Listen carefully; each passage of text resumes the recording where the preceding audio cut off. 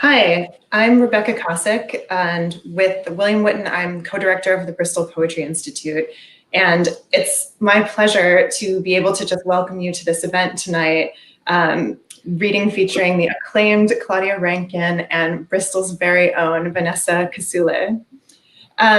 Just want to thank some of the supporters of this event that helped make it possible. So thanks so much to the Festival of Ideas, the National Heritage Lottery Fund, the University of Bristol's Department of English, School of Modern Languages, and the Center for Black Humanities, who are our co-hosts and co-organizers of the event tonight. So I'll turn it over to my colleague, Madhu Krishnan, who's director of the Center for Black Humanities.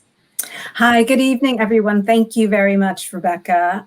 As Rebecca said, I am currently director of the Center for Black Humanities here at the University of Bristol. And we're absolutely delighted to be co-hosting this event with the Bristol Poetry Institute and the Festival of Ideas.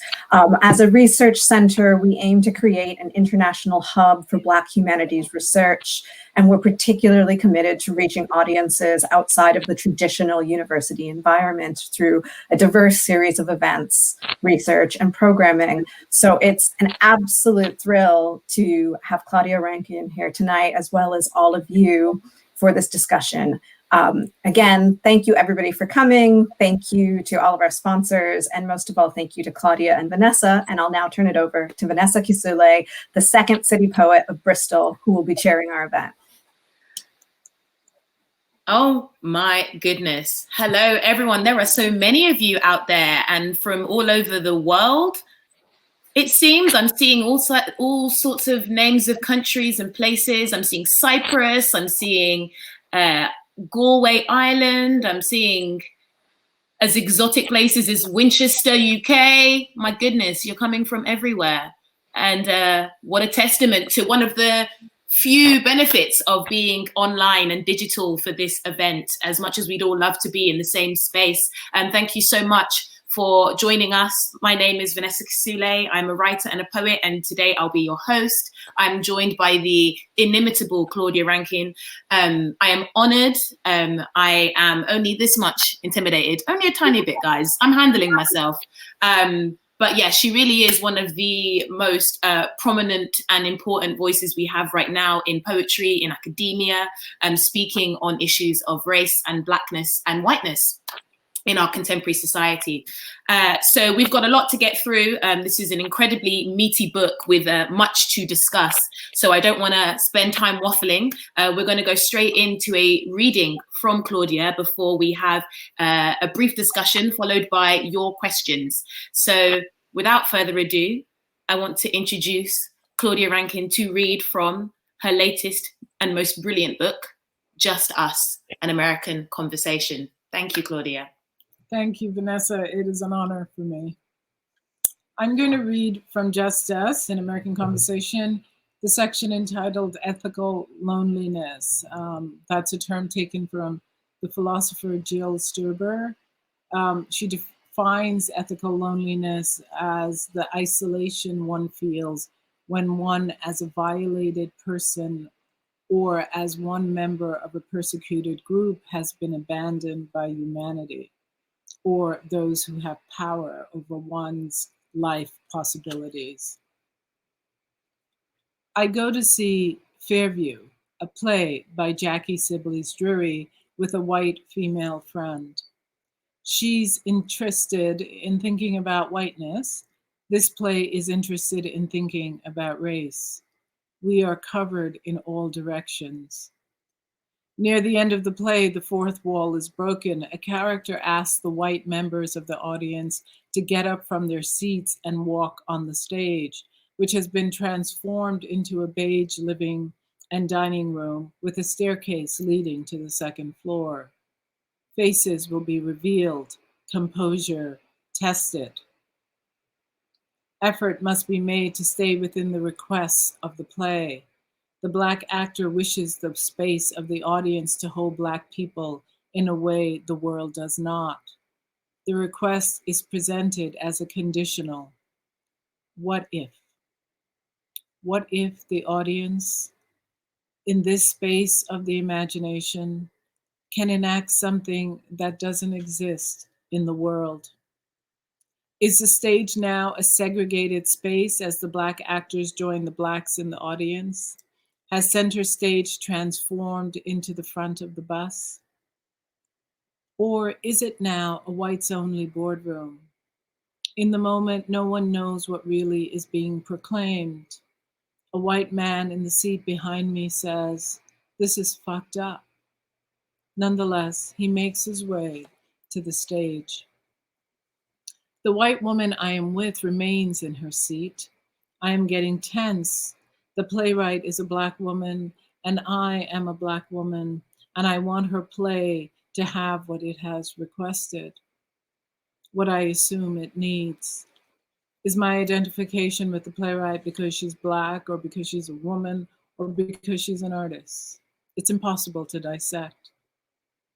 My tension begins to couple with a building resentment against my white friend. I feel betrayed by her. I am not the playwright. The playwright might think the success of the play depends on some white people staying in their seats. The playwright might be waiting for a Black person to get on the stage with the white people. None do. The playwright might want me to think her request is divisive and walk out of the theater, not a Black stage, not a white stage, but a united stage. The playwright might have calculated what percentage of the audience, white members of the audience, would not comply. Are my unbearable feelings a sign that I, a Black member of the audience, remain inside the play? The playwright might think, why are they listening to me? As more and more white audience members fill up the stage and people of color stay seated, will the stage hold all the white people? Or, and this is what is troubling me, the playwright might have said exactly what she wanted to happen. I'm trying to listen to the actor speak the closing lines of the play, which it turns out are composed of quotes from famous Black writers, but all I can think about is my white friend's non-compliant presence in her seat. Why won't she do what she was asked? I can't understand why she can't do such a simple thing. Why can't she see it matters? Does it matter? In the sense that race matters, her refusal feels like an insistence on full ownership of the entire theater. Oh God, I'm beginning to feel pushed out of my own seat for the last minutes of the play, burdened by my association with her refusal, a moment of French amen, perhaps. Taxi, I want to run. Away from what? An embodied feeling I can't help but see, and one that surprises me. My own mounting emotion in the face of what I perceive as belligerence. A friendship error, despite my understanding of how whiteness functions. I thought we shared the same worldview, if not the same privileges, but still, be still, my beating, breaking heart. When the play finally ends, I say to my confounding friend, I didn't know you were Black. She doesn't respond. Given the irritation in my voice, it's not a comet seeking a response. It's my performance of my own refusal to engage beyond the terms of the play. Her performance of resistance felt like no solidarity insofar as a Black person, as a Black person, dropped away as a request of the play dropped away. She must understand the play's request is made in response to a world where Black people's requests don't matter. Why doesn't she recognize the moment as an offering of Black feminism? Though my friend and I are in the habit of speaking every few days over the next couple of weeks, we speak of everything but this play, this day. Still, I can't stop returning to the image of her glued to her seat. She was 5 rows from the stage. Why does that memory continue to infuriate and perplex me? Why am I not able to read this moment? Why am I not able to stop reading this moment? Why am I unable to settle it down and file it away? Is my friend's refusal to move, to be seen moving, to move the need, a move she needed to make? Is it a message, a performance of one? Is she telling the Black audience, you all don't get to look at me. You don't get to see me as a white specimen. This is fucked up, the man behind me had said. The unconscious, as I understand it, can lose context. or perspective. Maybe my friend cannot bear to be told what to do, and how that started and where it will end has little to do with her whiteness and everything to do with her whiteness. My perception of a blind spot around racial dynamics could lead to a larger discussion of white feminism and white entitlement. Maybe I'm only responding to her whiteness because the play constructed a scene around our unshared racial positioning. Maybe my own line of reasoning is such a stretch that it'll snap back and hit me in the face. Nonetheless, an incoherent sting lingers. I can't let it go. I won't let it go. Why do you care? I ask myself, and still I care about the architecture of my intimacy with this woman. From this moment forward, how easily would the pronoun we slip from my lips? I asked my friend, this white woman who speaks of understanding and empathizing with so much, why didn't you go onto the stage? She looks at me. Is there a pause? Time seems to gather the space of difference between us. She says, I didn't want to. I'm still looking at her. What does she see in my face? You didn't want to. Is she speaking about exhaustion? Exhaustion, I can understand. Exhaustion is tied to fatigue, and addressing the onslaught of an eternally rejuvenating racism brings forward fatigue in all of us. Or is it simply, I don't have to do what a Black woman tells me to do. I am white. Can't you see that? I didn't want to. And what I want is what matters. In the end, I am a white woman. I am the one who matters. I didn't want to. Are those the unspoken sentences that I am to defer to? After I wrote the essay, I sent the essay to my friend and asked her if she wanted to respond to it. And she did. I'll read you one paragraph from her response. May be of interest to you and important to me. I know I shrink sometimes a lot, sometimes a little, from scenes where I am asked, personally or generally, to feel bad as a white person. Where whatever else is being asked, I'm also being asked to feel shame, guilt, to do penance, to stand corrected, to sit down, chastise. Obviously, some of the shrinking is just because. Who wouldn't? No one enjoys being chastised. Or do they? This is where my reaction becomes important to me. I react with a kind of nausea when I smell, as Daryl Pitney put it, white audiences who confuse having been chastised with learning. Of course, there are reasons to feel shame, guilt, to be corrected, etc. That is, there is real history and there are real situations and experiences and exchanges that call for them. And some of my action is per who wouldn't, straight up defensive. But situations, claims, broadcast, diversity workshop activities, whatever, manufactured specifically to elicit white shame, penance, etc., make me uneasy. I feel like unholy transactions are in the offering, like white moral masochism is getting a thrill. So even though we were at a play and not a diversity workshop, that was her response. And the opening poem, I'm going to end this reading with the opening poem, which came out of, first I wrote the essay, then she responded to the essay, I did an erasure, and then I wrote the opening poem to Just Us.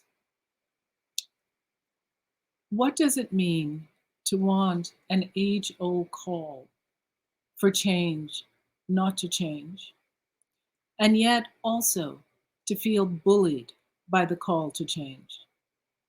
How is a call to change named shame, named penance, named chastisement?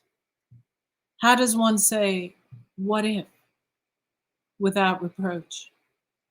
The root of chastise is to make pure. The impossibility of that.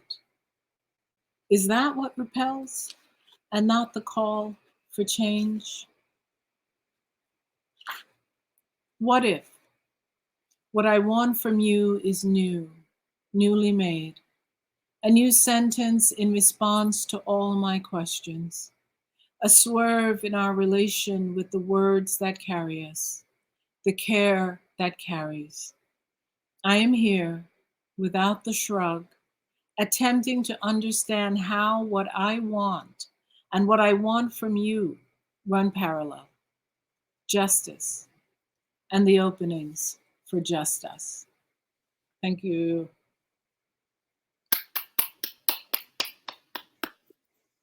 Thank you very much for that juicy snippet from the book, Just Us.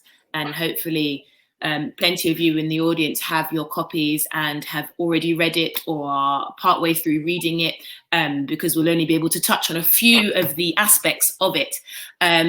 So I'm really glad that you selected that moment about watching Fairview with your white friend. I went to see it actually in December when it came to the UK. I went with a black friend, so a slightly different experience, but certainly I was privy to that inevitable tension and discomfort that is the crux of the play. So I'm very familiar with the moment that you're talking about and the very interesting things that come up alongside it.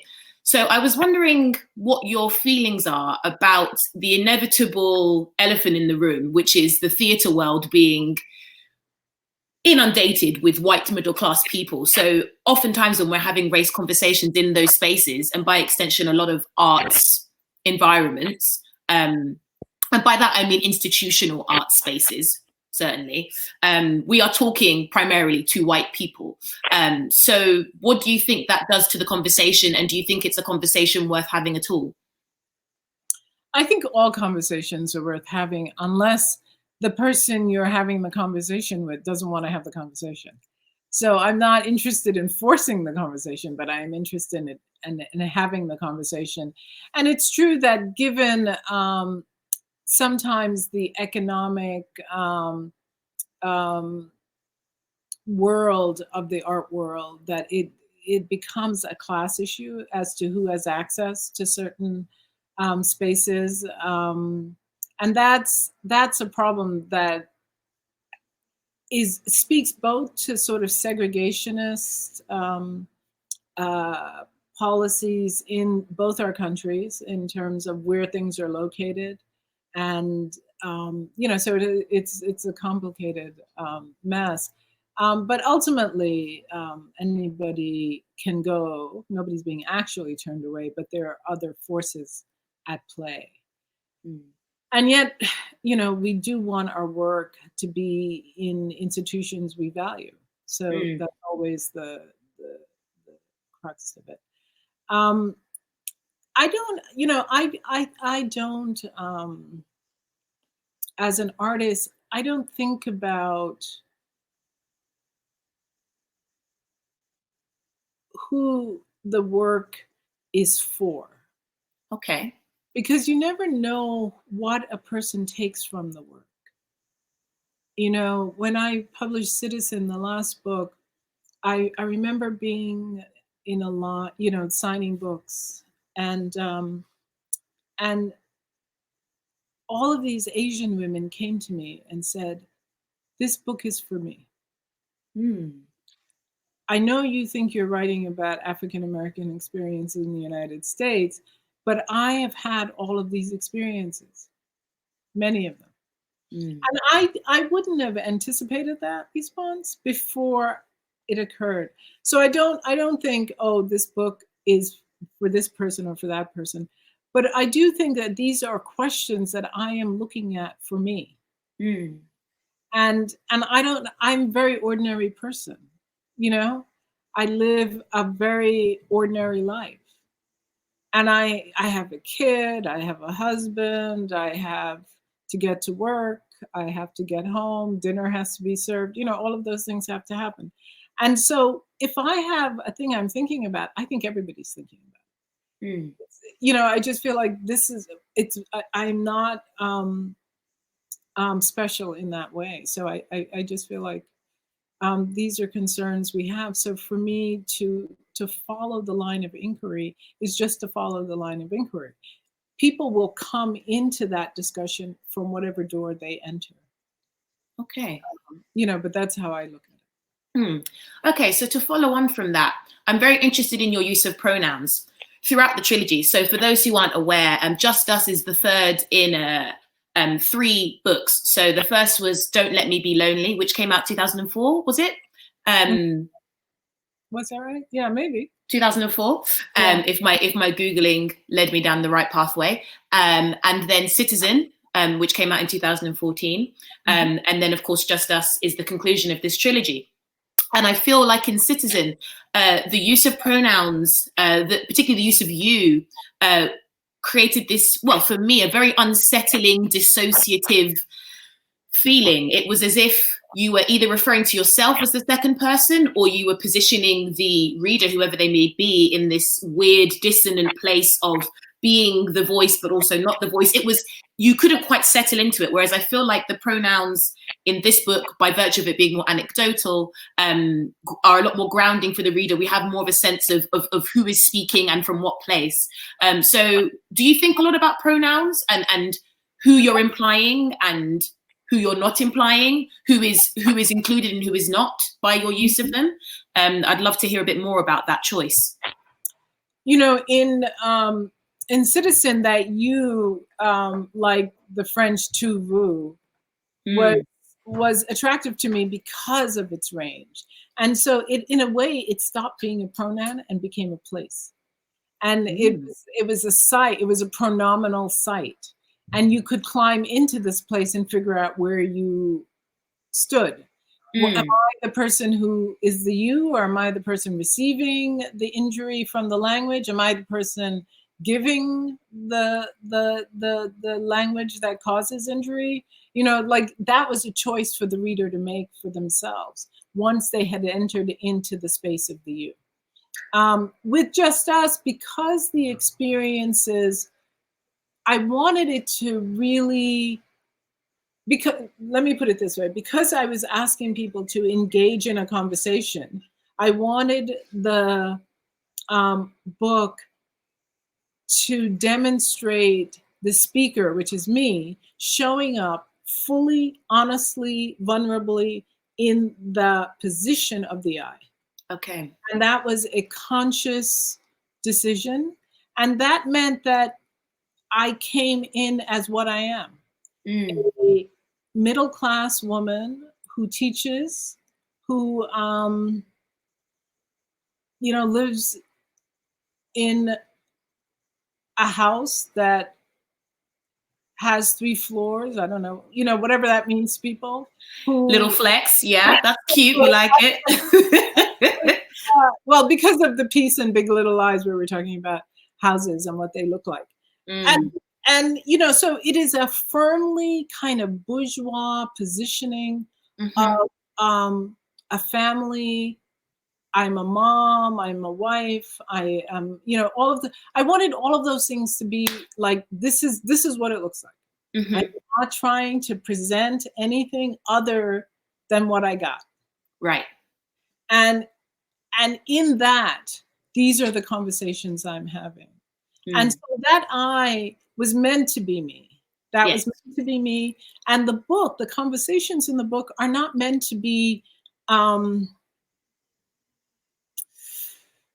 anything other than process. Like, this is how it could look. And these are things that could happen. And if you have a conversation, like if you and I were having a conversation and that conversation ended up in Just Us, I would send it to you and say, is this a conversation we had? And interesting. Well, inevitably it wouldn't be, right? Because I think we all inevitably come away with a completely different understanding or takeaway from any interaction we have, particularly when it's as fraught as the conversations that you include in the book. Except you could say to me, I didn't say that, And that's different from, it's not what I meant. And that's what happened. When I sent the conversations to people, they said, well, these are the things that were said, but this is not what I meant. And so then I said, well, would you write a response regarding what you meant? and few people, some people were like, no, this is the conversation we had. You can just go with God and publish it. I don't need to respond. But as in the one that I read just now, Ethical Loneliness, she was like, you know, this is a conversation we have, but it's not what I meant. I'm going to tell you what I meant. And so then she takes over the I position. And suddenly we're inside her consciousness, inside her, and we have to negotiate that. But, you know, believe it, agree with it, it doesn't matter. It's really what I was interested in more than anything in is what does it mean for difference to live in the same book, and to be owned by the people as an honest replication of what they are thinking at the time. It's an incredibly gracious thing, and I imagine you had many arguments with yourself along the way about where to take it, how much grace to lend to someone who had affronted you in some way. And I think you handle the turmoil of that with a real honesty. I don't think you ever try to offer any sort of slam dunks or upper hands. I think we really get to sit in that difficulty with you. That's at least what I took from the book. So, I mean, we could go further down this rabbit hole, but I'm going to transition to another point that I was really struck by, which was your use of social media. So you have clippings from Twitter, from Facebook posts, you have screenshots from YouTube videos. And I think it's a very pertinent use of how most of us ingest our information these days, which is through the internet. There is an argument that the proliferation of images that show Black people being abused, killed by the police, et cetera, further dehumanizes us.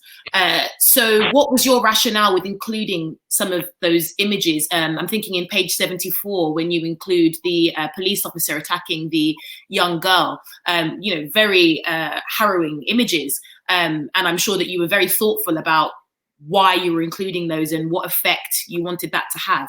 So I'd love to hear your thoughts. That one in particular, you know, normally children's faces, no, but you couldn't really see her, but you could see the gesture. And what I was interested in is the gesture, the ways in which Black children are criminalized and treated in ways that you would not treat, you know, white people would not treat their own children.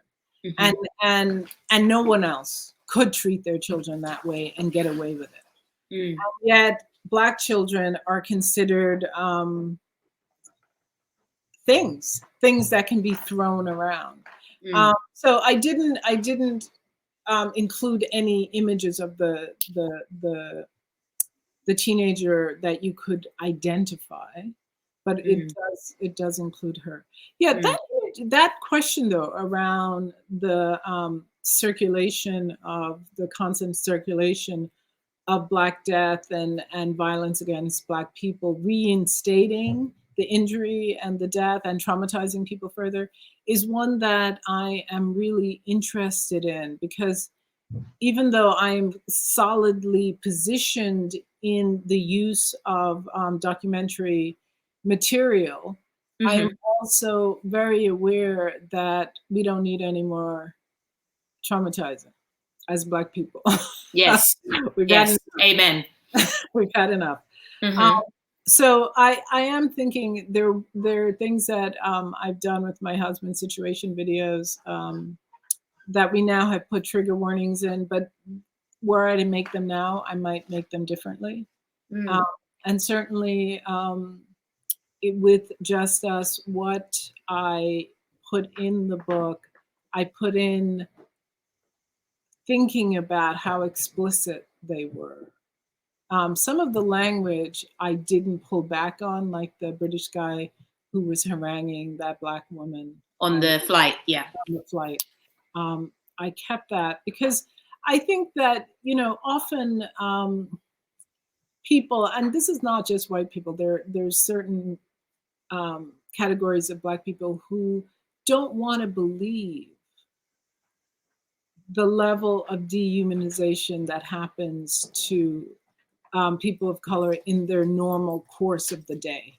Mm-hmm. That, you think, they think it's a one-off. They think it's just an ill-mannered gentleman or an ill-mannered The bad apples. the bad apples, rather than Right. this is how we are forced to interact in our lives on a day-to-day way. It's going to come at you at moments you don't expect, in situations you would not think, Mm-hmm. places where your guard is down and suddenly wham bam, you are, it's 1619. Mm-hmm. So I feel like some representation of that serves the exploration of the subject, but I'm very careful about what I use. Thank you for elaborating on that. So I was most moved emotionally because certainly it's a deeply academic book, although it's mixed media, and there's this mix of poetry, a more conversational aspect, and then the academic element. I was most moved emotionally, and as a Black woman who has been in this skin for 29 years, by the section where you talk about going to therapy. And the therapist asks you at one point, do you value yourself? And that really got me in the chest, right between the ribs, because it made me think of moments in my life where I thought I could self-actualize myself out of the racism I'd internalized. And then it became a project of self. It became yet another failing on my part, another heavy thing for me to hold, that I couldn't just talk myself or pray myself out of this heavy feeling. And I just wondered how you feel about conventional therapy and whether it might help or hinder Black women in their healing. And obviously every Black woman is an individual with their own distinct way of moving through the world and their own needs and wants. But for you personally, do you feel like there are aspects of the model of therapy as it stands that are at odds with the experiences that many Black women have? Or do you feel that it still has its uses for us? Well, I love therapy. I do. It's like one of my favorite things, therapy. I like therapy. And I go, but this is the thing, and this is the thing we have to understand about every discipline out there. If we have had 400 years where white people have believed themselves to be smarter, brighter, prettier, more adept, more entitled, more whatever, more, just more. There is no reason why that feeling is going to go away when they're doing whatever thing they're doing. Mm-hmm. And I'm just going to read you this little thing. It's an article written by Nina Lahani I think it was for The Guardian. And she writes, researchers reviewed 1.8 million hospital birth records in Florida from 1992 to 2015 and established the race of the doctor in charge of each newborn's care. When cared for by a white doctor, Black babies are about 3 times more likely to die in hospital than white newborns. This disparity halves when Black babies are cared for by Black doctors. So there's no medical reason except the changing variable is the race of the doctor. Now, if you said to those white doctors, are you racist? Is that why the babies are dying when when they're under your care, given that it's 3 times more likely to happen under your care? They would say, no, I took an oath. Life is life. Mm-hmm. But can they get beyond the fact that they do not value Black people, that they do not listen to Black women, that they do not really believe Black people have pain, for example? Mm-hmm. Or that sometimes it's like, you should just bear that, just walk around. Okay, you're okay, and then the baby's dead. Mm-hmm. And everybody from Michelle Obama to Serena Williams have told about experiences like this. Mm-hmm. And I think that doesn't stop in the psychiatrist's office. Mm. That people, the culture of whiteness is still something that needs to be negotiated, whatever discipline you're in, because it is there, and either you're being actively anti-racist, or the culture of whiteness is shaping your movement in the world. So in the case of that therapist, there inevitably will be limits to what she can do for me. And it's not only black, white therapists. I once went to a black therapist, and all she did was like support white people. Because as she said, she had been mentored by white people. So I'm like, well, I was about to say they had the same training as all the other white therapists. So yeah, exactly. Yeah. So yeah. I think I just assume that that is going to happen. And black people, people of color have their same issues. They have different issues, and that's why Fanon is so important. As dated as his books can seem now, I mean, his critique of internalized self-hatred by black people inside a culture of whiteness is useful for people to understand, because for a long time you had the Clarence Thomases of the world who really believed in their exceptionalism versus other black people. Right, the talented 10th, was it? Right. Talented 10, yeah. Right, Du Bois's talented 10. So I do think that the culture of whiteness is something that actively has to be engaged. Okay, all right, I'm pretty sure that I've got time for one more question, and then we'll open it up to the audience. Okay, so I've got so many things I want to ask, but let me ask something a little bit frivolous. So I hope you'll indulge me. Yeah. So I was thinking about your inclusion of the Roxane Gay, was it a tweet or a Facebook post? I can't remember, but she was complaining about being treated poorly in an airport, and airports feature heavily in the book. And then Barry Jenkins comments underneath and he's like, same. And I was just thinking about this interesting toggle between being a public figure who's renowned and critically acclaimed and as you say, part of the bourgeoisie in essence, and yet still grappling with the fundamental fact of your blackness, and that nothing will erase that. And obviously you have your Beyoncés and your Jay-Z's and your Oprahs that peddle the idea that essentially we can use capitalism to somehow climb out of that. I would contest that, but that's just me. But I'm interested in your experience of that as someone who is very acclaimed yourself, and the relative power that comes with that.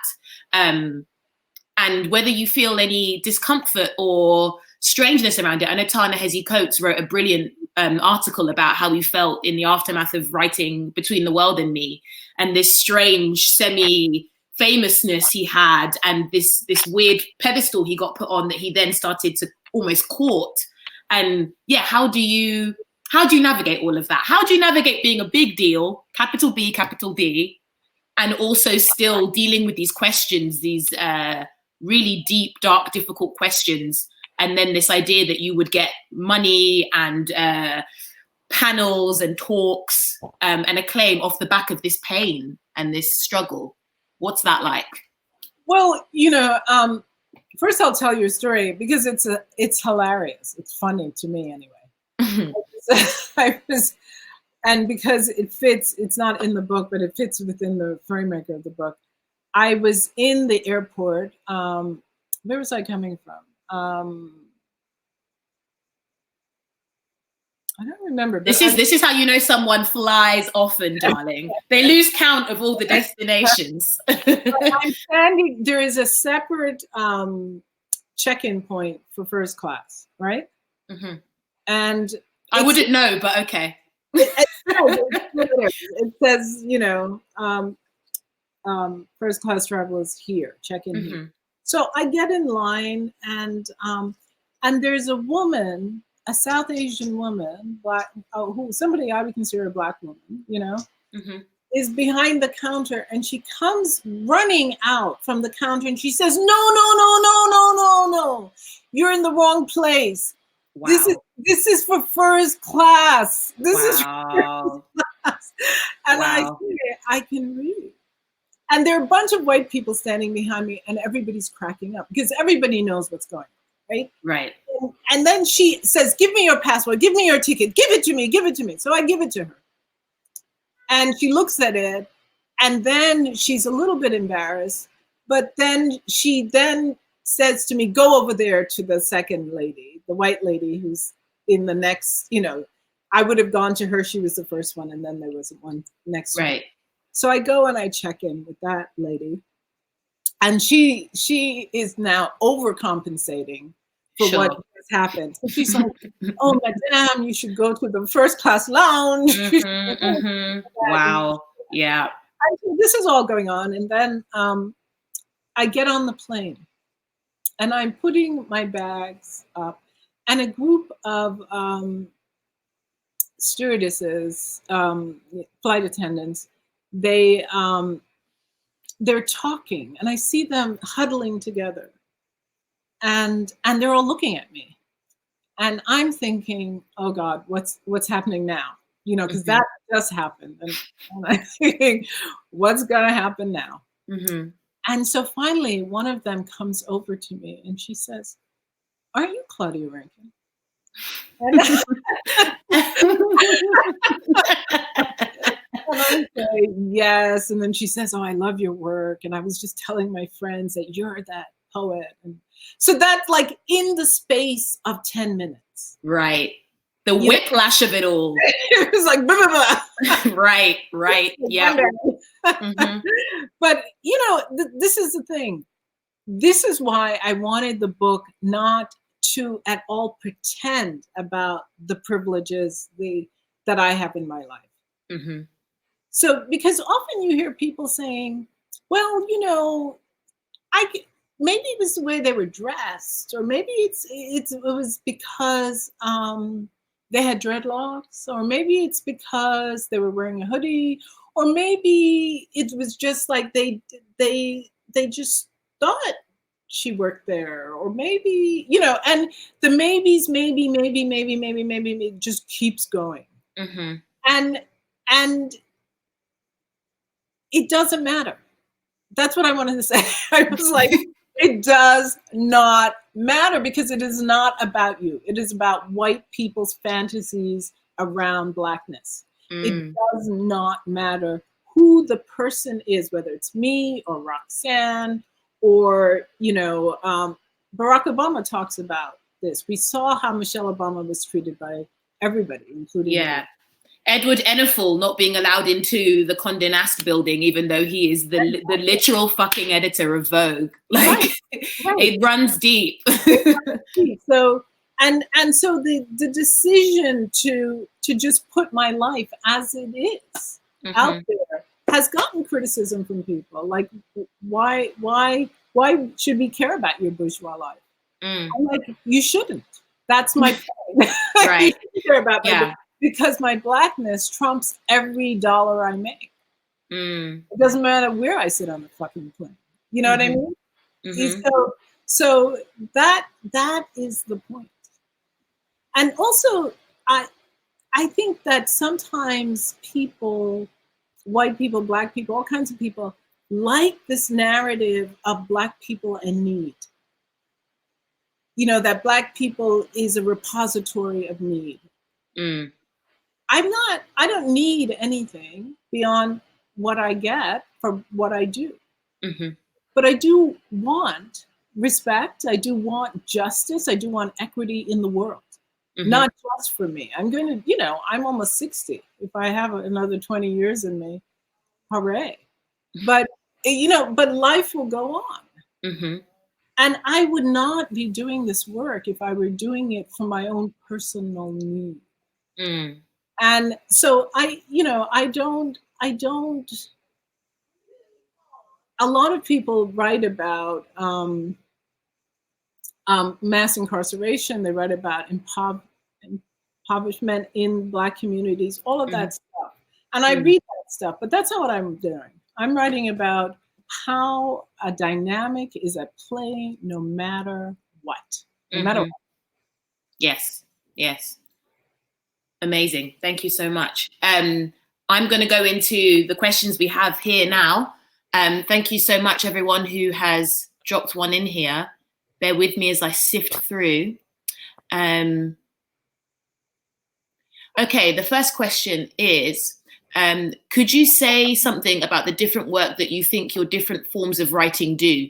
So I think what Will might mean by that question is, I suppose, the difference between writing a poem as opposed to an essay, or any other forms of writing that you might toggle between. What do you think are the effects or the purposes of each one? I'm assuming is the question.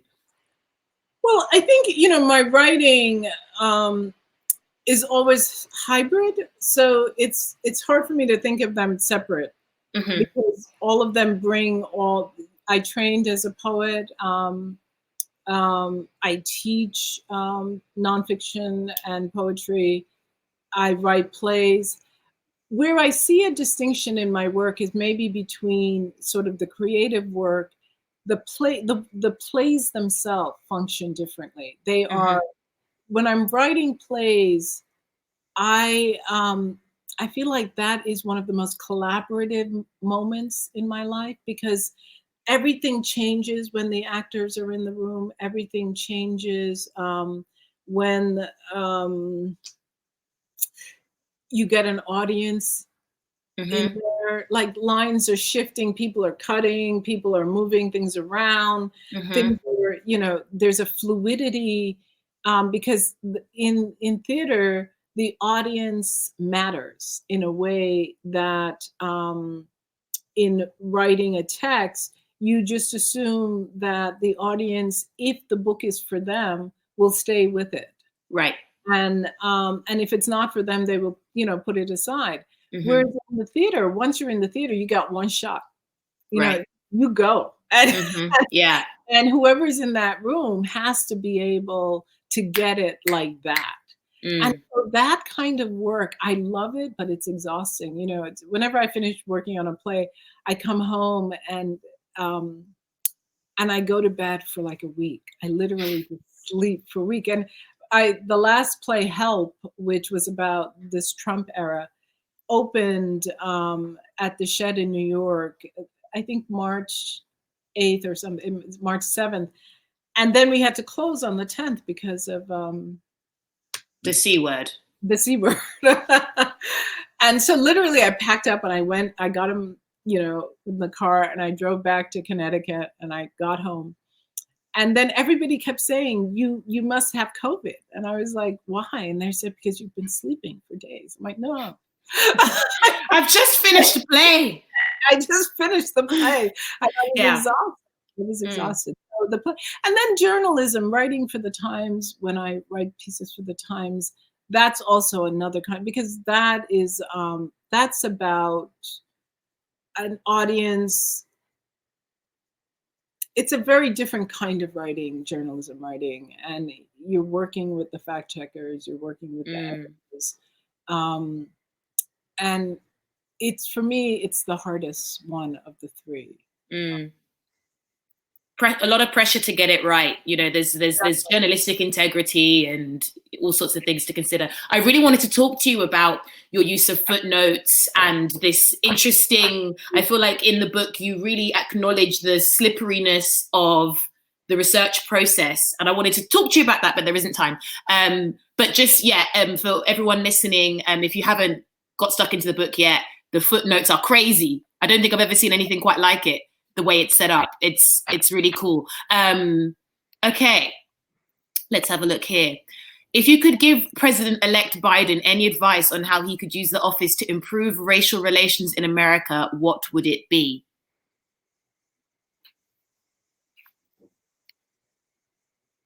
I was saying to someone the other day that he's like a piece of sentient lettuce. It's just so difficult to feel invigorated at all by his presence, which I mean, I know that the whole idea is that we don't have Trump. That was the whole premise of that but campaign.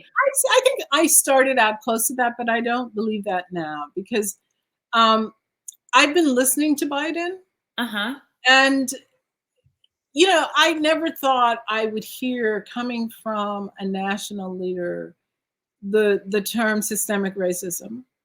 They're not even Obama said that at any point. Well, Obama's the exception, Okay. But I don't even know if Obama did say it. I mean, Obama is the least likely person to have the freedom to say a lot of of course. Yeah, he had to dance around it a lot. He was president.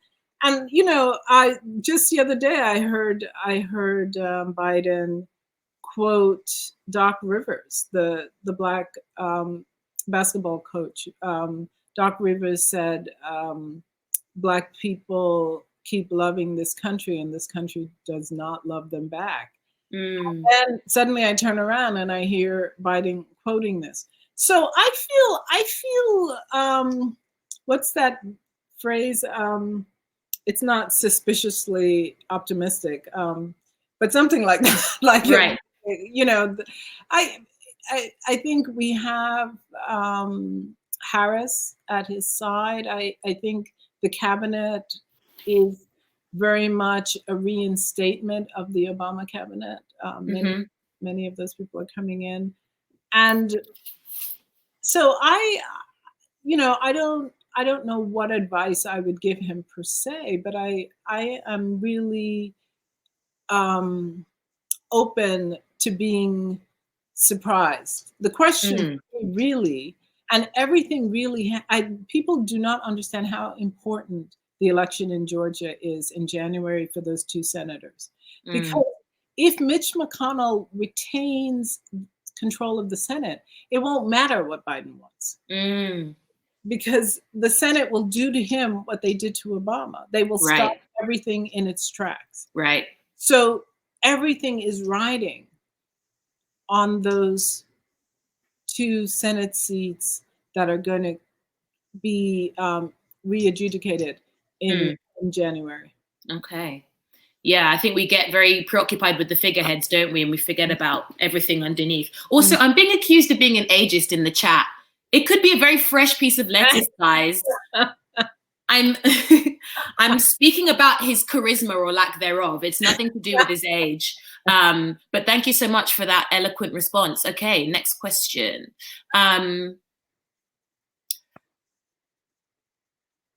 Is all art, this is interesting, is all art Is all art created by women of color determined to be subversive? I mean, are you talking about the art? Are you talking about the author? I mean, and what are we subverting? I mean, take that question however you like. Well, the way I'm hearing it is because of Dean 2, that's not about the creative process. That's about the critical response. Right. And I think that just depends on who's framing it.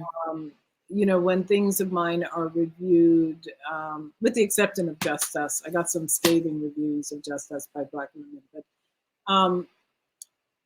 some, and then some good ones by other Black.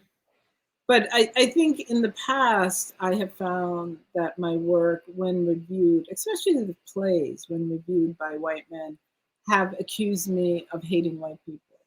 And I always think, how is that possible? My daughter is half white, my husband is white. I don't hate, I do not hate anybody. But I think white men are not in the habit of seeing their own behavior critiqued. They're not in the habit of seeing themselves portrayed not at the center. And so when that happens, they feel that the work is somehow subversive, rather than just a reality that is from another person's perspective. And it's the assumption, isn't it, that we are always counteracting rather than acting. Right. Like not everything is about you. So it's interesting. I actually wanted to ask, and I'll sneak this in very quickly because I feel it's related. Have you ever had pushback from publishers because of the fact that your work is hard to put into a category? So as far as them trying to market it, they're like, but what is it? Is it poetry? Is it memoir? Is it Like, have you ever had people say, can you just stick at something so that we know how to market it and where to push this? Yeah, well, you know, when Don't Let Me Be Lonely came out, well, before it came out, when I wrote it, my publisher then, Grove Press, took it, and they were like, we can't publish this. This is not poetry. We don't know what this is. This is right. Not. And I was kind of like, what? You know, I was like, I thought you were my publishers. But then, you know, ever since I've been working with Grey Wolf Press, so sometimes this is why you shouldn't fight life, because sometimes life does something and you're like, what?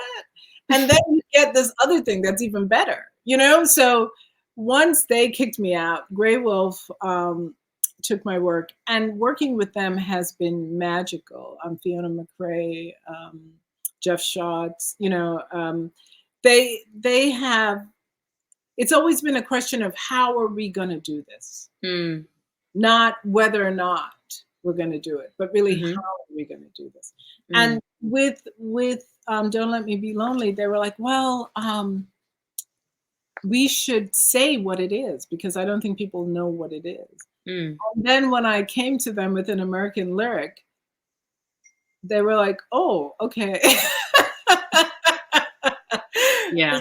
Gonna help? I don't know, but okay. Yeah. Amazing. Yeah. I mean, those publishers must be kicking themselves now. Well, I mean, there are enough great writers around, so I'm sure they just replaced me with someone else. Okay, let's see what we have here. How do you respond to not all skin folk are kinfolk? As a Black woman, I am growing increasingly concerned about the liberal left, even though I feel more at ease there, of this notion that Black people aren't truly Black if they lean conservatively. To me, it is to confine the Black mind to be held captive again by whites. I'm thinking, why is it especially bad when a Black person holds conservative views? Spicy. I've got opinions on that, but Claudia, you take the reins. This is your space and your place. Well, you know what I think about. I think there are many of us. I am not, you know, Coates. I am not Saidiya Hartman. I am not so many other people, and we're all very different. So this idea that there is a universal Blackness is, first of all, just out the window. The question of conservative Blacks, though, this is the question I have for conservative Blacks.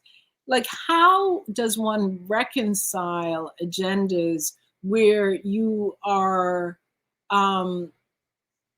dismissed within the agenda, you know? And that's what I sometimes, you know, like Herman Cain was somebody who supported Trump. And who's Herman Cain? He's just someone, in a Black guy here who supported Trump and then died, I think. Okay.